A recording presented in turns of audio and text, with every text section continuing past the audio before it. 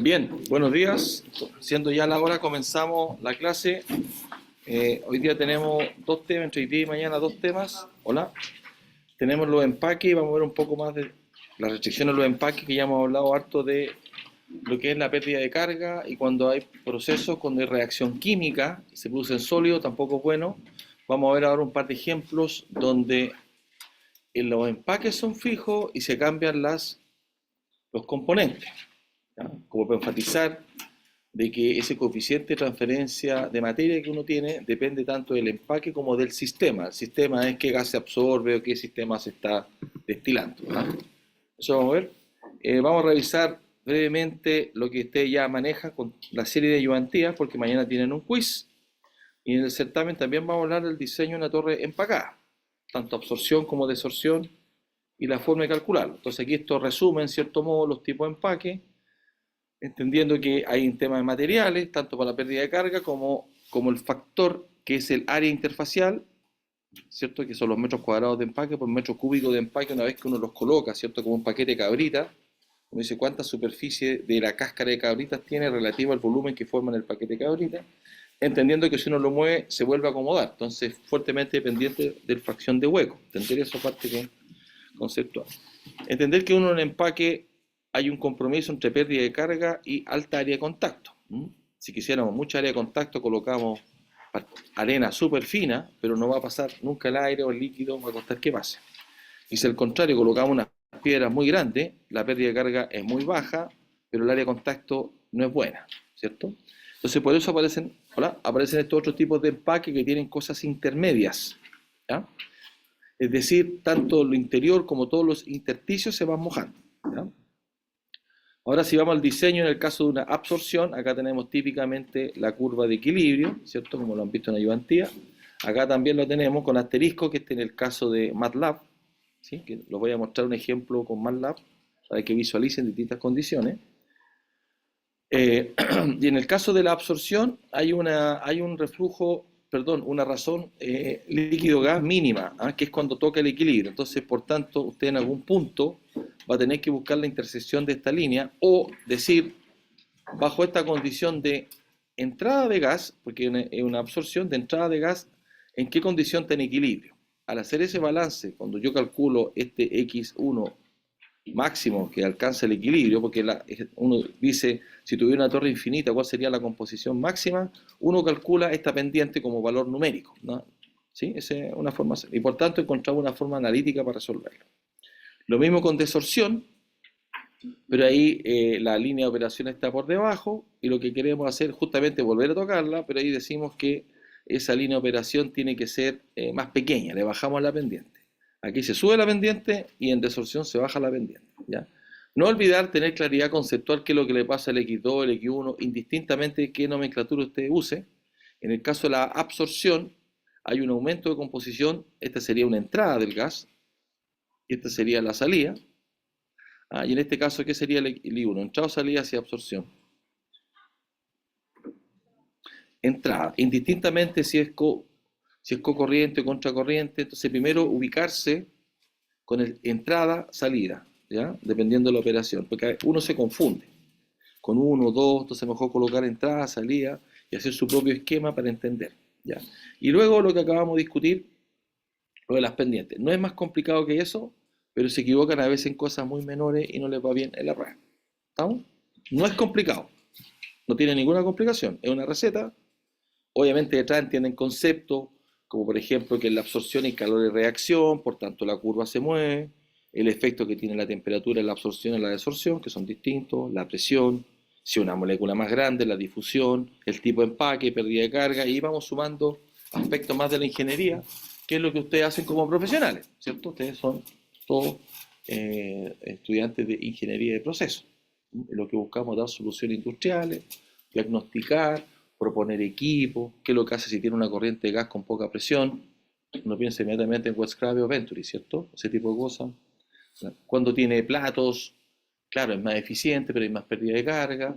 ¿Sí? ¿Me sigue? Entonces vamos a seguir agregando cada vez aspecto operacional y diseño, eh, posteriormente en destilación. Entonces todo lo que han aprendido en absorción, del punto de vista contactor gas líquido, se repite ahora desde el punto de vista contacto vapor-líquido, porque está en equilibrio. ¿Sí?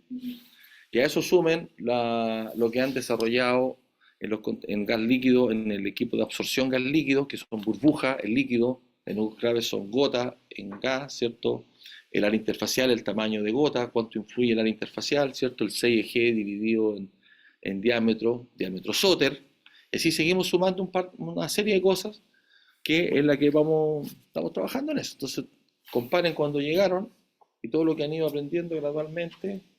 Y todo eso no son cosas de libro, son cosas que uno ocupa en la profesión de ingeniería de procesos. Vimos casos de estudio también, el caso de Jujuy, Argentina, con un inyector de CO2, con una reducción notable en consumo de CO2. Entonces son cosas que uno puede ir mejorando, ¿sí? ¿Estamos? Bien, voy a mostrar un poco más en detalle este programa para que vean la curva, que básicamente como matemáticamente uno lo calcula en forma automática, después es la integral numérica, ¿ya? Entonces aquí simplemente para volver, este es el caso de una absorción, uno tiene que ver cuál es la variable conocida y desconocida. Normalmente el gas que quiere tratar, en este caso la corriente de alimentación, uno sabe la composición, te la dan, y a dónde quiere llegar, dado por una restricción ambiental, usted no puede descargar más que esto en la atmósfera, o la siguiente etapa de proceso requiere este rango de composiciones. ¿Estamos de acuerdo? Después el otro factor en el caso de la absorción, uno normalmente conoce la composición del soluto en el líquido de entrada, ya sea porque viene de una recirculación, porque tiene un circuito MEA-DEA, si tiene temperatura y presión la conoce, o es algo fresco donde se removió en un 100%. ¿Ya? Entonces, en dicho caso, lo que uno no conoce es la composición de salida del líquido. Eso es lo que uno no conoce, bajo qué condición, que a su vez depende de la pendiente que está ocupando y todo eso. Entonces, esa composición, volvemos a colocar el gráfico, línea de equilibrio, línea de operación en condición cuando esto se toca, uno dice acá, yo voy a buscar una condición en que sale en equilibrio el líquido con la composición de entrada del gas. Estoy hablando de este punto. Salió completamente en equilibrio. Y ahí uno aplica lo que le han enseñado en la ayudantía, aplica el factor 1,3 y se corre, y aquí determina la verdadera composición porque no puede salir a condición de equilibrio porque sería un equipo muy grande. Aquí estamos súper claros. Entonces lo que uno calcula directamente, como es la pendiente, sin ocupar el gráfico, eso es lo que quiero destacar ahora. Claro, uno dice la pendiente sería I1 menos I2 en este caso, con este tipo de coordenadas, ¿cierto? Para no equivocarse con el signo. I1 menos I2, una pendiente positiva, dividido en este valor máximo, si alcanzar el equilibrio, menos lo que está entrando. Eso me da la pendiente mínima como valor. Como yo quiero tener la línea de operación, que es una pendiente un poco más alta, aplica el factor 1,3, 1,1, 1,2. En este caso uno tiene, con la línea de operación mínima, tiene la línea de operación, ya lo tiene como dato. Y ahora, para calcular este Q1, vuelven a repetir el procedimiento, pero en este caso esta pendiente está dado por este mismo delta I, lo tienen calculado, dividido por este nuevo delta X. Y es lo que acabamos de hacer. Entonces X1, despejando acá, si se fijan, te queda delta X, ¿sí? Es igual al delta I dividido por 1,3 veces la pendiente que calculé inicialmente. Por tanto, sale en forma analítica. Del mismo modo, y no se los voy a mostrar, que la prueba lo voy a preguntar me equivoqué, no es absorción, es desorción. Hay que desorción. Ahí la pendiente, como está por debajo, ¿cierto? Ahí la pendiente yo la tengo que bajar. Entonces se divide por 1,3, pero se repite el procedimiento de cálculo analítico. ¿Estamos de acuerdo? No es más que eso. Posterior a eso, como usted tiene la línea de operación, calcula el número de etapas, dependiendo si lo puede hacer gráficamente o analíticamente con esta ecuación donde tiene la ley de Henry, ¿cierto? Indistintamente lo puede calcular. Bueno, este es el código. Acá yo inventé una curva de equilibrio. Este valor B puede ser 2,1, 3, si es 1, 1 es como más flaquita la curva, ¿ya? Y está calculada de tal modo, la arreglé un poco, que solamente depende de ese parámetro B. Entonces aquí forcé las constantes A y A, cosa que cuando usted tenga una composición 1 en la fase líquida, tiene que dar 1 en la fase gaseosa. Y cuando tiene 0, tiene que dar 0. Y eso da cuenta de este valor. Por tanto, yo con una sola característica de forma de curva exponencial, la inventé, tiene que cuadrar en la composición 0 y 1, ¿ya? Entonces ese es el valor que uno coloca como dato si la curva es más gorda o más flaca, eso es lo que estoy mostrando. Después, el factor LG, porque hablábamos, si es 1,2, 1,1, 1,3, y obviamente las composiciones de entrada y salida. Y esto es importante entender. La eficiencia, en cierto modo, me está indicando de este valor máximo hasta dónde quiero llegar. Entonces aquí no me está diciendo multiplique por un factor, me está diciendo, o sea, esto no está correcto. Entonces, con la eficiencia, la eficiencia relativa al máximo que puedo extraer, esto es 95% de lo que yo obtendría cercano al punto de intersección, ¿ya? Así que ojo con eso, ¿ya? Y después sale una serie de ecuaciones que prefiero explicarla acá viéndolo. Sé un poco chico esto, pero... Entonces, básicamente lo que usted hace acá, copia todo este texto, ¿sí? Y aquí lo primero que calcula, claro, saca la pendiente, fíjense, estoy sacando la pendiente. Aquí, ojo, ese log es log natural. Acuérdense que es distinto en MATLAB. Es el logaritmo natural, es el logaritmo natural. Entonces uno calcula la pendiente, esa pendiente, la que está tocando acá, esa pendiente la calcula. Siempre uno puede ir copiando por pedacito. Uno puede ir copiando por pedacito lo que quiere copiar, lo que quiere correr.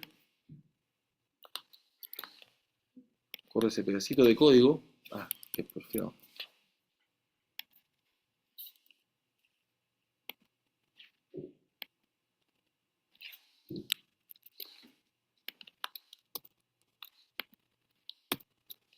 Ah, no sé por qué no me copia el... No me funciona el floor P acá en este editor.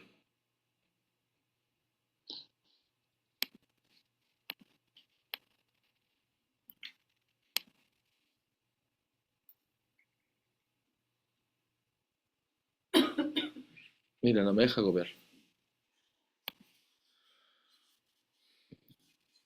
Bueno, entonces lo primero que calculo acá, para los que no son familiares con MATLAB, aquí defino la composición de salida en equilibrio, dado que tengo los parámetros de la ecuación. Con eso defino la pendiente que es la que toca, la pendiente que está segmentada acá. Con esa pendiente segmentada, puedo calcular la composición de salida en equilibrio, ¿ya? Después lo otro que hago, ocupo la función. Fíjese que aquí meto el vector x, que dice que parte desde el valor mínimo.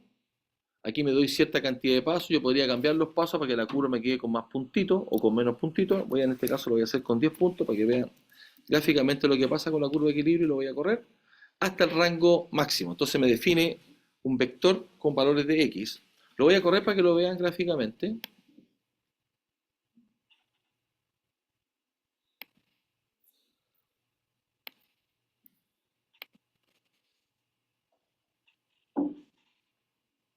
Se dan cuenta que aquí me da, esos son los puntitos de la curva que me da, ¿ven?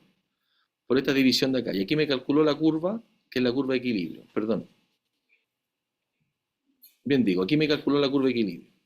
Después aplicamos el pinch, que es cuando se toca, ¿cierto? Que está dado por la pendiente. Este que está acá es la curva, este que está acá es la curva pinch, que básicamente es x por la pendiente. Esta línea de acá. X por la pendiente. Que se llama la línea pinch. Que pellizca eso.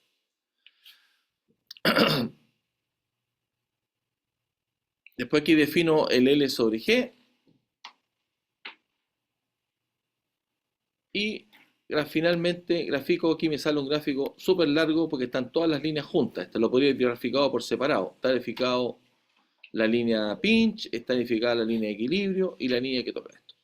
Después acá viene algo cuando yo quiero calcular la integral. ¿Se acuerdan que había una integral que era 1 sobre DI?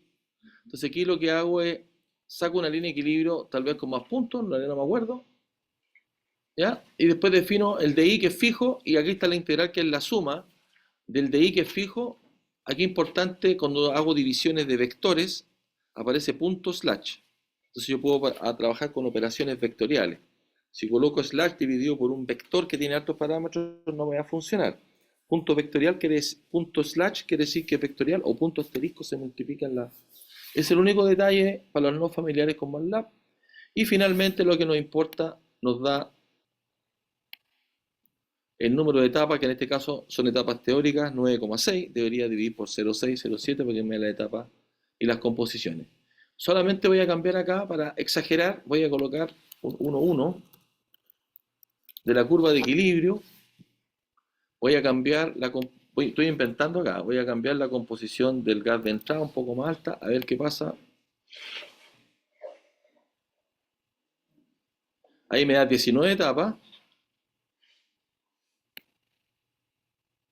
¿Ya? Se puede agrandar, ¿ven? Porque es una curva más cercana a 45 grados. ¿Se fijan? Ahí me da etapas. Y así pueden jugar con el código que usted ya tiene, tal cual lo tiene acá. ¿Ya? La única forma de aprender, uno copia un pedazo, va viendo lo que pasa. Aquí están las funciones que hacen los gráficos. Se dan cuenta que uno coloca aquí x, y, dos variables. Acá está colocando rayitas punteadas, color rojo. Entonces la forma de aprender es ir viendo cómo está un texto previo. Saca un pedazo, cambia el float y tiene que explorar. Más que ver un manual. O sea, mejor partiendo de un código. Lo mismo que la integral. Aquí le di 100 pasos. A la integral, que son las divisiones. Podría darle más pasos a la división. And so on. ¿Ah? Y aquí, deliberadamente en el código, que esto puede ser nuevo para ustedes, deliberadamente en el código, puse separado una función. Yo puedo inventar cualquier función. Aquí la estoy llamando la función. ¿Dónde la estoy llamando? Ahí, equilibrio se llama esa función. Que está declarada al final del código. Dice función y tiene que tener un en para que esté encapsulado. Entonces es una función que uno crea dentro del mismo código. Eso es súper útil. En vez de tener funciones separadas en texto, puede colocar otra función que me diga, calcúlame, no sé, la pendiente, por decir algo sencillo. Entonces, a la medida que usted va haciendo cosas más complejas, o un modelo más complejo de equilibrio, que no está acá, podría ser un modelo que tiene los datos en tabla, usted lo ajusta distinto y tiene su propio modelo. ¿Se entiende? Entonces, esto está abierto para cualquier otro ejemplo que pueda hacer. Más adelante, solamente para que vean la capacidad del. Aquí también tengo desarrollado el McKay-Till, que es el método que define estas escaleritas dada una condición de equilibrio. Este alfa me dice si es más o menos gordita la curva, más o menos gordita, que quiere decir que es más favorable a la separación, por tanto requiere más etapas. La voy a hacer bien gordita, perdonen que me salte, pero es para que sigamos la idea de MATLAB. Y si ahora corro esto bajo estas condiciones, recuerden que en destilación, que empezamos mañana, usted tiene dos zonas de equilibrio, o sea, tiene dos curvas. Tiene esta línea de operación acá arriba, y tiene una línea de operación acá abajo. Pero aquí ya el programa me entrega el número de etapas y toda la cosa. ¿Se dan cuenta? ¿Ya? Hace la escalerita. Y si colocara una curva que es menos favorable a la separación, un 1,5, ¿qué es lo que pasaría con el número de etapas? Intuitivamente. Ya lo que pasa. Entonces, en la medida que uno va ocupando programa, va viendo, en su inconsciente va aprendiendo. No es solamente lo que yo les muestro acá, pues distinto que usted lo ve, oh, wow. ¿Se entiende? Entonces, cuando yo les coloco un link de programa y código, la idea es que lo hagan y lo vean. La única forma de aprender. De hecho, hoy día en la mañana estuve mejorando el código que les acabo de mostrar. O sea, uno nunca termina de aprender. Hoy día en la mañana, si ustedes comparan ese código que les mostré ahora con el de la clase pasada, es distinto. El B lo cambié, el B lo hice perdón, el A lo hice en función del B. Me di cuenta que no necesitaba meter como parámetro el A, por la curva que está acotada a 0 y 1. ¿Me explico? Entonces, bueno, y así, ¿estamos? Entonces, volviendo a lo que estamos viendo, eso ya lo vimos. Quiero pasar ahora a los empaques, porque una vez que usted tiene definido el número de etapas, tiene que calcular qué cosa, la altura de una etapa de equilibrio que es función del KI por A o del KIA. Normalmente siempre te van a dar el KIA como dato. ¿Okay? Pues acá tenemos una tabla que es del Perry. Bueno, aquí el catongo G, este es un coeficiente global referido a la fase gas y calculado considerando la media logarítmica de composiciones. Pero digamos que es un K para nosotros. ¿Sí? Es un KA. Ya vamos a hablar de los KIA. Entonces, si se fijan acá, esto es una misma condición. Estamos absorbiendo CO2 con soda, por tanto es una absorción con reacción irreversible. Y si esto está en exceso, esperamos de que sea la composición en la fase gaseosa sea cero. O sea, hay un gradiente grande. ¿Estamos de acuerdo? ¿Ya? Que es la composición con que viene el gas. Por otro lado, nos dan la temperatura y presión, coeficiente de difusión, los parámetros, nos dan la velocidad del líquido en el gas. Fíjese que estas distintas unidades, kilos por centímetro metro cuadrado. Aquí hay un detalle, por alguna razón estos asteriscos cambian el flujo. Pero vamos a intentar analizar esto. Entonces aquí está mostrando, para distintos tipos de empaque, el Bear Saddle, esas que son como dobladitos, como esas papas fritas dobladitas, ¿cierto? Los ratching son los tubitos cortados. Miremos esos dos. Entonces, la medida que va aumentando su tamaño nominal, 25, 38, 50 milímetros, es el efecto que tiene en el K, dadas las mismas condiciones de proceso y flujo. Claro, entonces para uno intuitivo, que un empaque más grande, el tamaño del empaque más grande, se empieza a reducir la capacidad de absorción. Este KI es más chico, nosotros queremos un KI más grande. Recuérdense la fórmula que parecía GS' de Bion KI. Ese me da la altura en etapa. ¿Queremos etapas chiquititas para una torre alta o queremos un KI grande para que transfiera rápido? Eso es lo que estamos buscando. Después, hay una leve mejora en esta condición, pero aquí es reparecido. Pero si bajo otras condiciones es un poquito más grande. Eso quiere decir que requiere torres más chicas. Acá no está considerado la pérdida de carga. ¿Se fija? Después, si cambiamos, aquí cambiamos el L sobre G, bajo otra condición de L sobre G, más favorable, se mantiene la tendencia que mientras el tipo de empaque sea más pequeño, empieza a bajar. Aquí claramente se ve. Aquí el asterisco, recuerdo que esta otra condición no es comparable, pero va bajando, bajando. El empaque muy grande ya se pierde. Este sería como el más bacán, IPAC-MED, como empaque. ¿Por qué? Porque, ¿cuál es la gran diferencia? Pues tú puedes tener un tubo cortado, un tubo que tiene por dentro y por fuera, esto, comparado con creo que lo tengo más acá, está al principio, comparado con una cosa así, tiene más intersticio. Entonces uno ya también intuitivamente puede decir, mira, este comparado con un anillo Ratching, sí, va a tener mejor coeficiente de transferencia de materia, ¿sí? Tiene más área, va a tener una mayor área, metros cuadrados, metros cúbicos, y va a tener menos pérdida de carga, porque el gas pasa por entre medio. Entonces ya uno puede intuitivamente empezar a comparar y le gustaría ver, eso sí, en su sistema, cómo se comporta. Después, si es líquido metálico, también influye, porque si el líquido es hidrofóbico, forma gota, entonces va a tener una película más grande de líquido, ¿ya? Pero el plástico me sirve en ambiente muy corrosivo, donde los metales se degradan, pero no me sirven con alta temperatura. Entonces con alta temperatura me sirven los cerámicos, pero los cerámicos se rompen cuando los cargo, ¿ok? Todo tiene problemas. Si fuera todo fácil llegar a una receta, no necesitaríamos ingeniero ni ingeniera, si esa es la cosa. ¿Estamos, no? ¿Se entiende? Bueno, aquí tenemos otro caso donde, creo que se lo mostré, cambiamos el sistema. ¿Ya? Aquí se mantiene, le damos acá.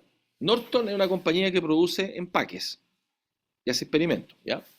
De la operación y condición son, la línea base, son 38 milímetros cerámico, interlock saddles, que son las monturas, el rango absoluto 0,5 por 1, el reagent conversion 33, la presión.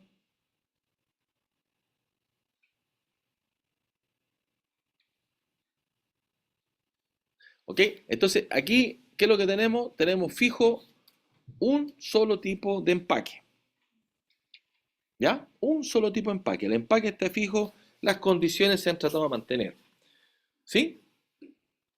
La altura del empaque, ¿tá? El diámetro, es la misma torre, tratando de operar a la misma condición, pero se ha ido cambiando los distintos tipos de componentes que se están absorbiendo. Aquí se habla que está entre 0,5 y 1% mol el reactivo que se está tratando, ¿cierto? Entonces, ¿qué pasa si es ácido clorhídrico en agua? El K es súper alto. Porque al ácido clorhídrico, una molécula chica, tiene un coeficiente de difusión alto, le gusta el agua, pasa rápido. ¿Se entiende? Después, si seguimos con el amoníaco, también muy, muy parecido. El cloro, el cloro en soda, no es lo mismo el cloro solo. El cloro en soda tiene ese coeficiente. Veamos, no tengo uno con y sin reactivo. Acá está, mira, acá, fíjate, acá tengo el cloro en soda, 372, misma torre. El cloro sin soda, 8. ¿Cacharon, no? ¿Qué concluyo de esto? Solamente mirando el cloro, misma torre, pero en un caso está con agua con soda y el otro está con agua sola. ¿Qué concluyo?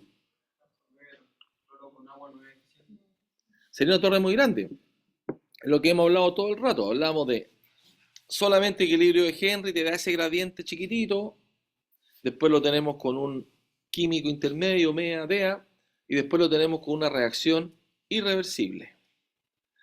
¿Cómo se ve el gradiente? El gradiente dice fase líquida, usted tiene 0. El cloro murió, desapareció.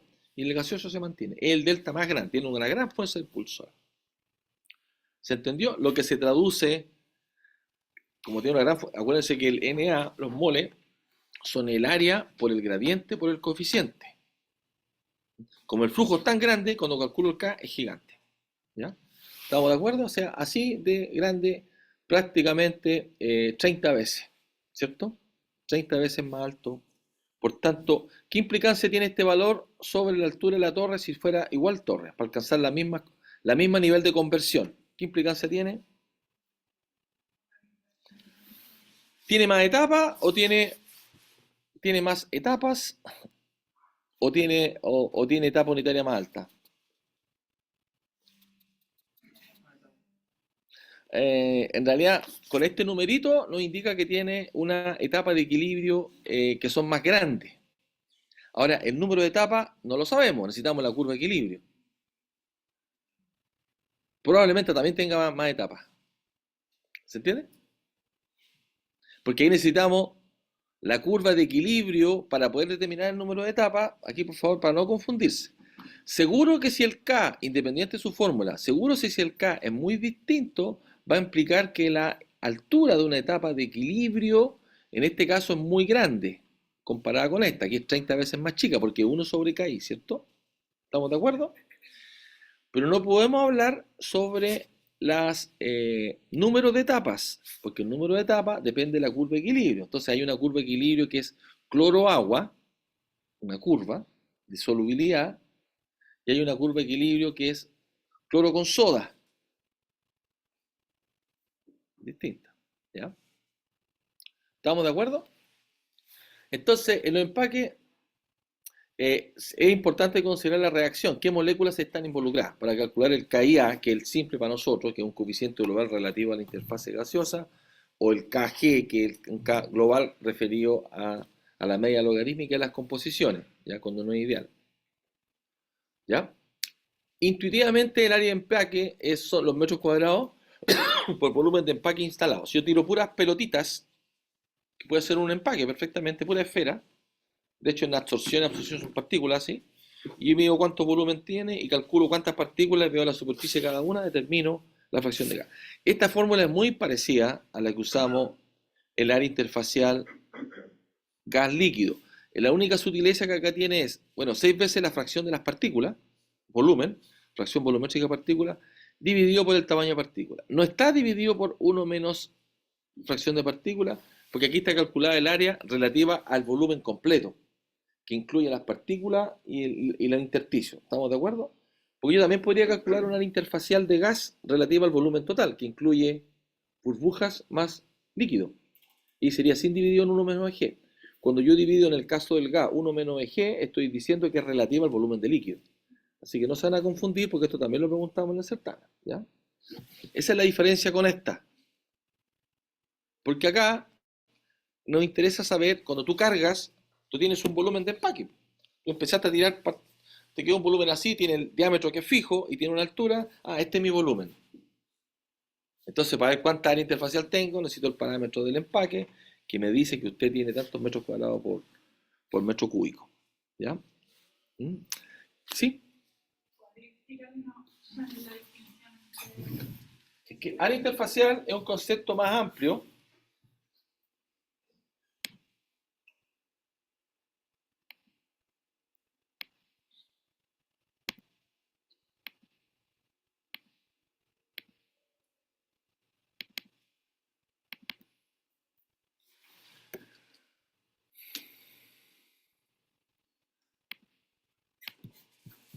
Tengo que aquí en la pizarra.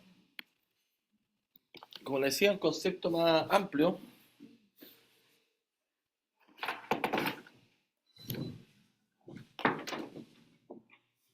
Solamente para recordarle lo del gas. Lo del gas. Yo tengo un reactor y vamos a ser un poquito más complicado. Vamos a decir que acá tengo pulpa. Pulpa. Que es sólido más líquido. Y ese reactor de pulpa le meto burbujas.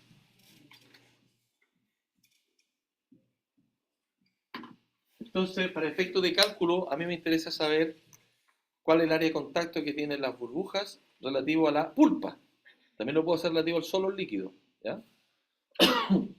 Entonces aquí el volumen, entendiendo que esto que está acá es el volumen efectivo, ¿cierto?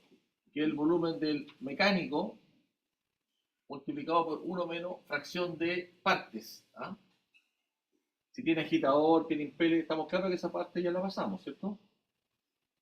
Tiene agitador, tiene cosas, el volumen efectivo del reactor, donde caben cosas.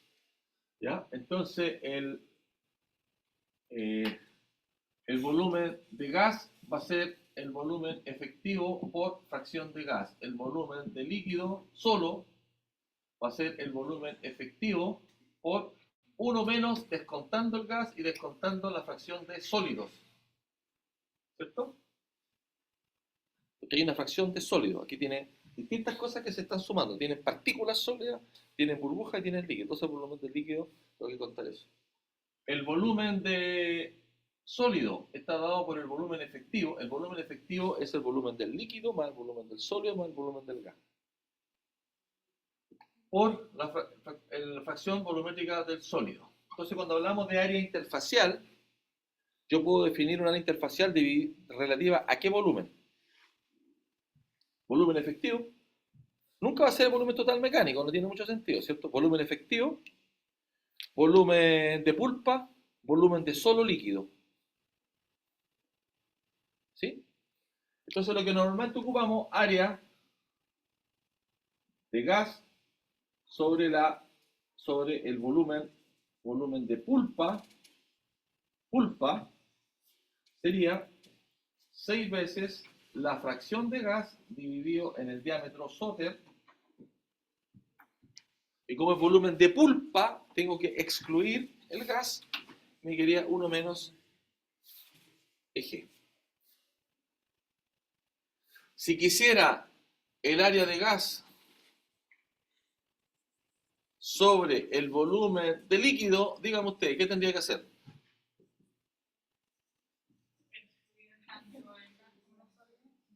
¿Cómo hago eso?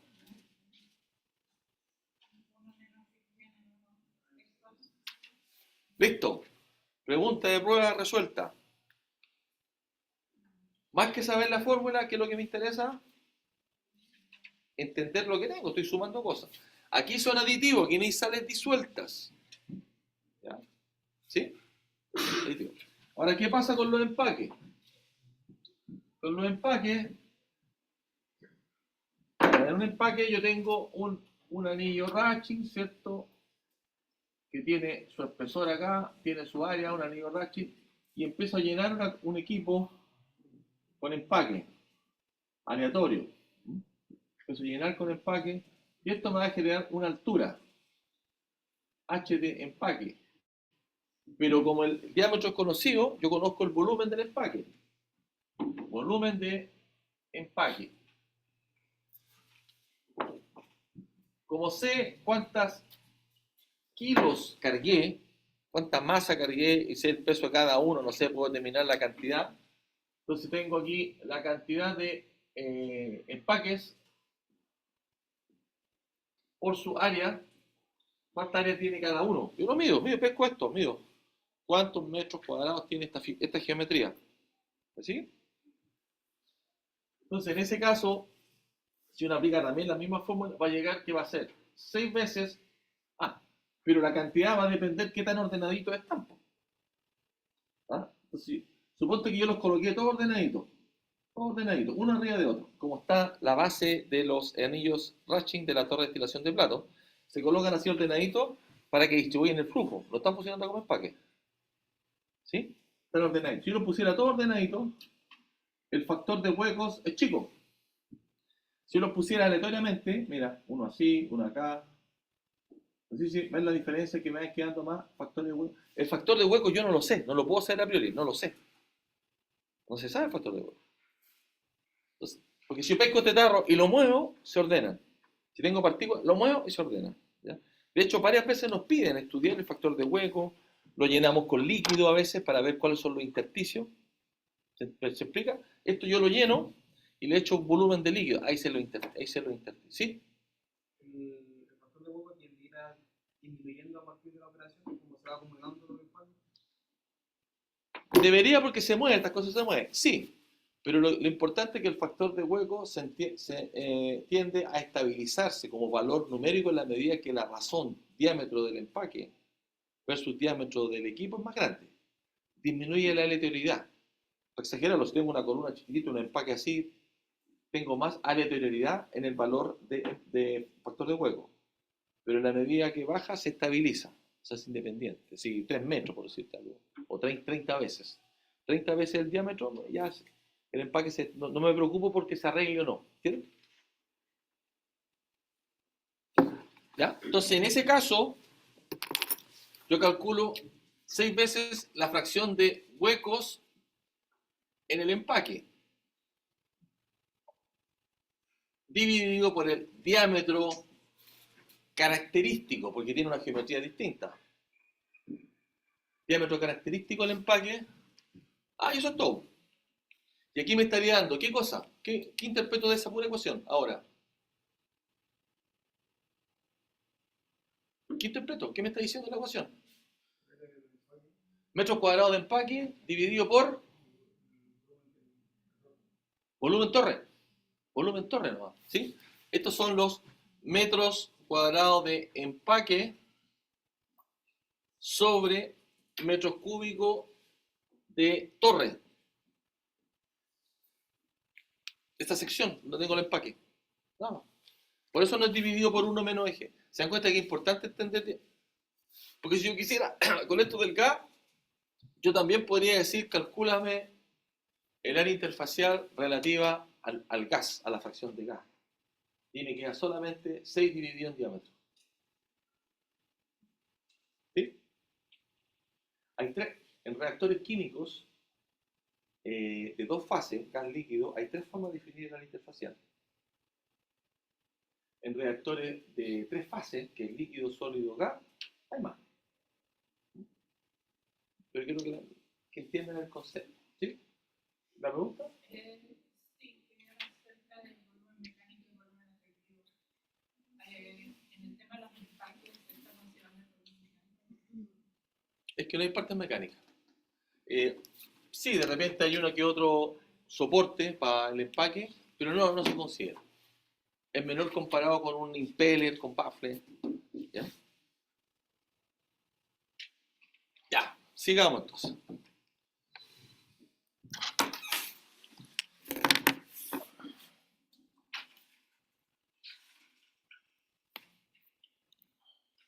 Entonces, volviendo en este experimento, tenemos un mismo empaque, una misma torre, con distintos sistemas, distintas composiciones. Y aquí es interesante comparar el cloro en soda con el cloro en fase acuosa. ¿Ok?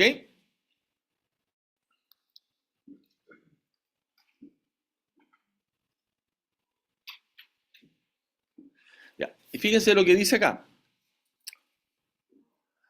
Recuerden que en este proceso, lo vamos a ver en un segundo, hay una transferencia de la fase gaseosa a la interfase líquida y del líquido hay otra transferencia.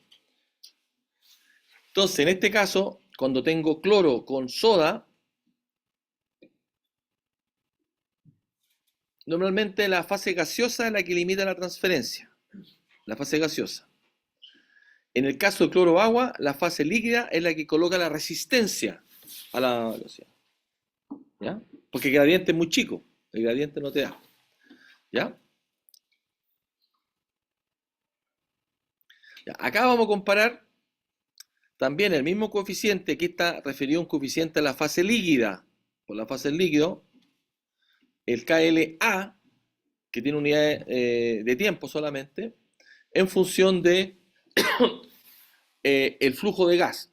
Fíjense que al comparar un empaque de un sistema que es absorción de CO2 agua a un bar, con dos tipos de empaque de 50 milímetros, los dos que son plásticos, fíjense que hay una pequeña diferencia en el coeficiente y después acá se dispara. ¿Qué es lo que podría estar pasando acá?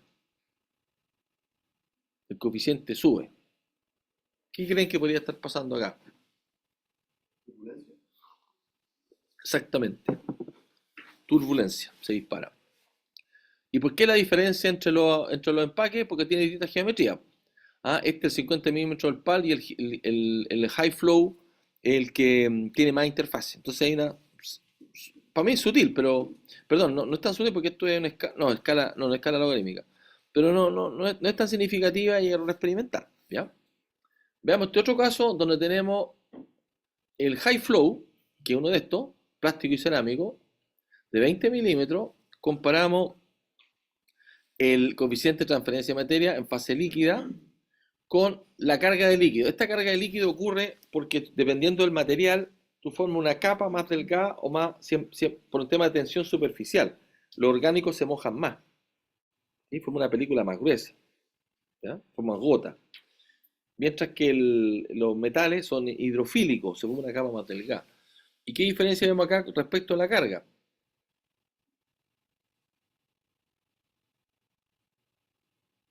A esta escala logarítmica también. ¿Qué diferencia vemos? Aquí estamos viendo el efecto de la película de líquido. Por tanto, el material y la tensión superficial, la hidrofobicidad del material también va a influir. Entonces son varios efectos. El sistema, el tipo de empaque, las condiciones. ¿Sí? Del mismo modo, y con esto cierro esta parte, del mismo modo como usted tenía condensación con gota o película, influye porque la capa líquido que se forma genera una resistencia. ¿Ya? Eso es lo que quería concluir de esto. ¿Ya?